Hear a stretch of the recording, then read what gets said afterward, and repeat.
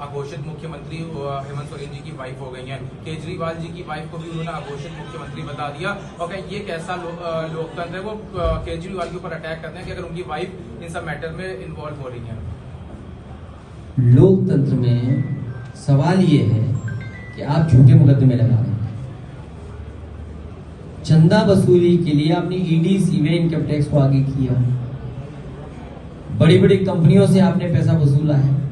इस मुद्दे पर बहस न हो इसलिए जानबूझ करके इस तरह के सवाल भारतीय जनता पार्टी उठाती है और अपने मीडिया सहयोगियों के माध्यम से उसको प्रोपोगेट कराती है। सवाल यह है कि लोकतंत्र में क्या आप झूठे मुकदमे लगा करके किसी भी मुख्यमंत्री पद पर बैठे इंसान को जेल भेज देंगे? आप कैबिनेट के डिसीजन को आप नहीं मानेंगे?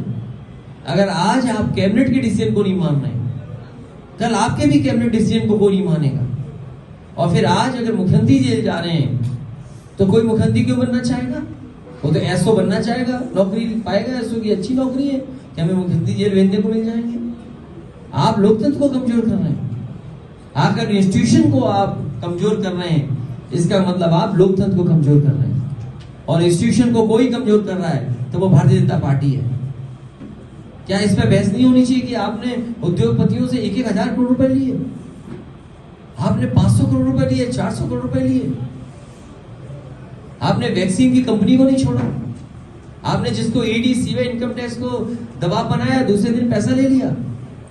एक ही व्यक्ति अगर आपको इलेक्ट्रल बॉन्ड से दे रहा है वो जायज पैसा है। सोचिए आप, कभी कल्पना करो केस क्या है। एक ही आदमी सब जगह पैसा पहुंचा रहा है। इलेक्ट्रल बॉन्ड से अगर बीजेपी को 50, 55, 60 करोड़ रुपए दे रहा है तो वो सही पैसा है। इसीलिए मैंने कहा था अगर आपको याद हो अपनी पुरानी रिकॉर्डिंग निकालना, रुपया काला सफेद नहीं होता है, हमारा आपका लेन देन काला सफेद होता है।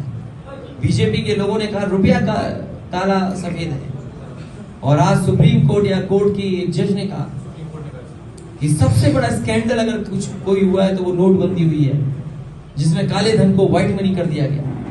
और यही बात तो हम लोग कहते थे, याद कीजिए कि दुनिया का सबसे बड़ा भ्रष्टाचार अगर कुछ हुआ है तो वो नोटबंदी हुई है। तो ये नोटबंदी जैसी बातों को छिपाने के लिए, जीएसटी से जो उत्पीड़न उसको छिपाने के लिए, अपनी नाकामी छिपाने के लिए, नौकरी रोजगार नहीं दे पा रही सरकार उसको छिपाने के लिए मुख्यमंत्री को जेल भेजना और अपने सहयोगी मीडिया के माध्यम से इस तरह की बातों को पूछना और प्रोपोगेट करना। आज सवाल उत्तर प्रदेश में माफिया का है कि नहीं है, लेकिन उससे बड़ा सवाल है कि इस उत्तर प्रदेश की हर परीक्षा लीक हुई है, नौजवानों के भविष्य से खिलवाड़ हुई है।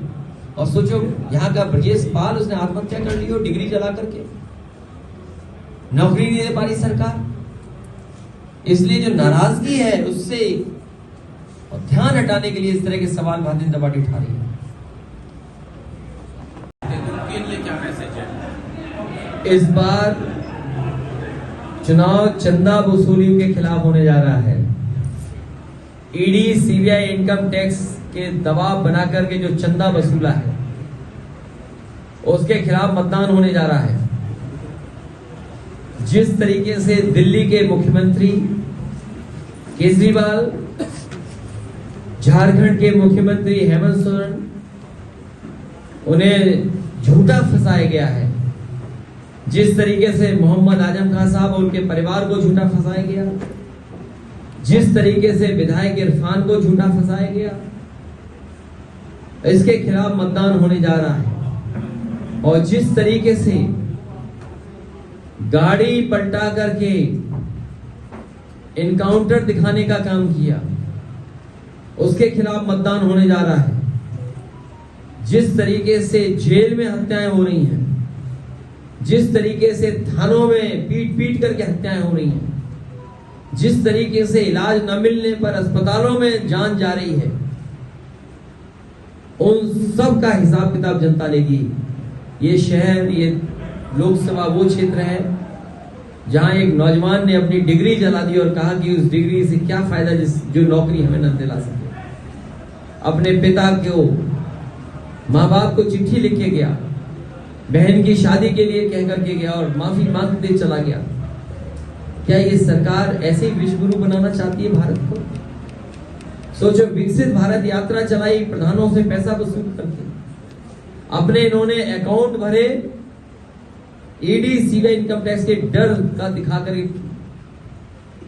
सबसे ज्यादा चंदा वसूलने का काम अगर किसी ने किया तो भारतीय जनता पार्टी ने, और उसका ध्यान हटाने के लिए ये जानबूझ करके अरविंद केजरीवाल को जेल भेजने का काम किया, क्योंकि ये इलेक्टोरल बॉन्ड पर बहस नहीं करना चाहते हैं। इलेक्टोरल बॉन्ड ने इनका बैंड बजा दिया है, और जिस तरीके की चंदा की खबरें आ रही हैं उससे दुनिया में भारत की थू थू हो गई। सर, अरविंद केजरीवाल की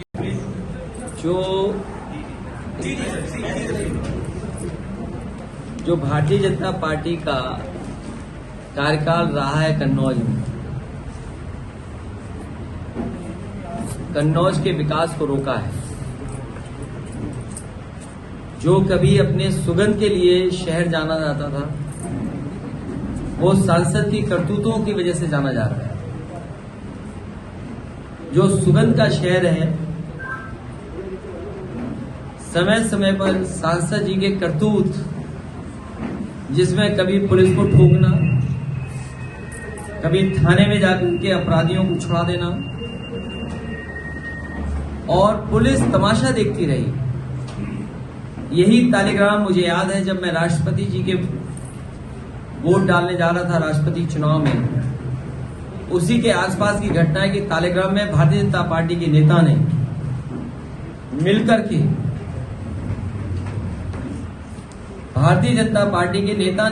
के और कुछ पैसे देकर के दंगा कराने की कोशिश की थी। पुलिस ने उस समय मुस्तैदी से काम किया, और उसका परिणाम यह हुआ कि भारतीय जनता पार्टी के कार्यकर्ताओं को जेल जाना पड़ा।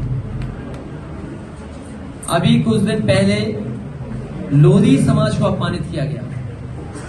बोले समाज को तो हम पैसा देके खरीद लेते हैं। ये भारतीय जनता पार्टी का चरित्र है। सोचिए, भगवान बुद्ध की मूर्ति लग गई थी, उस मूर्ति को हटा दिया गया। वीरांगना अवंतीबाई, लोधी समाज की प्रेरणा देने वाली, जिन्होंने अपना जीवन लगा दिया संघर्षों में, उनकी प्रतिमा लग गई थी, उसको प्रतिमा को हटवा दिया। ये केवल वोट के लिए राजनीति करते हैं। किसी व्यक्ति को, किसी महापुरुष को, किसी भगवान को ये सम्मान नहीं दे सकते। और कन्नौज का विकास इन्होंने रोक दिया है। अगर इन्होंने कन्नौज का विकास रोका है तो कन्नौज की जनता इन्हें लोकसभा में जाने के लिए रोक देगी। मणिपुर में इन्हें प्रत्याशी नहीं मिल रहे ढूंढे, नॉर्थ ईस्ट में प्रत्याशी नहीं मिले ढूंढे, लद्दाख जा नहीं सकती बीजेपी। सोचिए, जो दुनिया की सबसे बड़ी पार्टी अपने आप को कहते हैं, वो दक्षिण भारत में कहां प्रत्याशी इनके पास, नॉर्थ ईस्ट में कहां है प्रत्याशी इनके पास, लद्दाख में और इस इलाके में पूरा इनके खिलाफ खड़े लोग हैं। ये लोग कह रहे हैं कि कुछ हिस्सा समुद्र का इधर उधर हो गया था, लेकिन रिजांगला जैसे मेमोरियल जो चीन ने तोड़ दिया, उसके बारे में क्यों चुप है ये लोग? क्या चीन से घबराती है भारतीय जनता पार्टी?